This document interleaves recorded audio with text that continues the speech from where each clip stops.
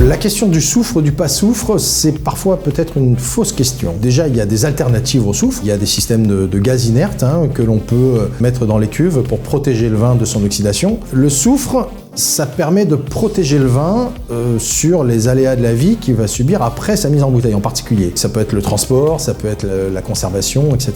Le problème du soufre, c'est pas le soufre, le problème c'est de savoir si on le dose correctement. En fait, c'est surtout ça, c'est surtout une question de dosage. Est-ce qu'il faut mettre du sel dans un plat? Oui, on met toujours du sel dans un plat, mais si on en met trop, c'est pas bon. Le soufre, c'est un peu ça. Il faut en mettre parfois juste ce qu'il faut, ne serait-ce que pour que le vin supporte le transport. À une époque où le soufre n'existait pas, bien sûr, les vins se consommaient finalement chez le vigneron ou à proximité du vigneron. Les vins ne voyageaient pas ou très peu. Le soufre est nécessaire, mais il faut savoir le doser correctement.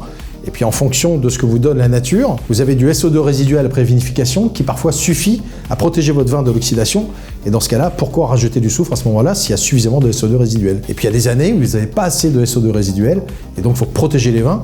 Sinon les vins, à partir du moment où ils quittent le domaine, ne serait-ce que leur transport en camion, etc., le vin peut s'altérer. Aujourd'hui, c'est vrai qu'en tant que consommateur, tout le monde a un petit peu peur du soufre. Déjà, beaucoup n'en savaient même pas l'existence à l'intérieur des bouteilles et tout de suite, ça donne de l'inquiétude. Donc, comme c'est quelque chose qu'on rajoute, immédiatement, beaucoup de personnes pensent que ça tue le vin ou ça le détruit. Le soufre est en fait est déjà naturellement à l'intérieur du vin. Donc, il le produit naturellement sur ses pellicules. Donc, on ne peut pas faire de vin sans soufre. Moi, je suis pas un ayatollah du sans soufre. Je trouve que malheureusement, si vous faites certaines cuvées qui sont complètement sans soufre, il est très compliqué de les transporter, les conserver, et les déviations aromatiques sont beaucoup plus rapidement constatées. Et donc c'est vrai que je n'aime pas que certains vins soient complètement déviants à cause d'une insuffisance de soufre. Pour faire un très grand vin, il faut très peu de soufre, mais énormément de soin. Ce qui est extraordinaire, c'est quand vous arrivez à faire en sorte qu'effectivement, en mettant pas de soufre, vous amenez une complexité supérieure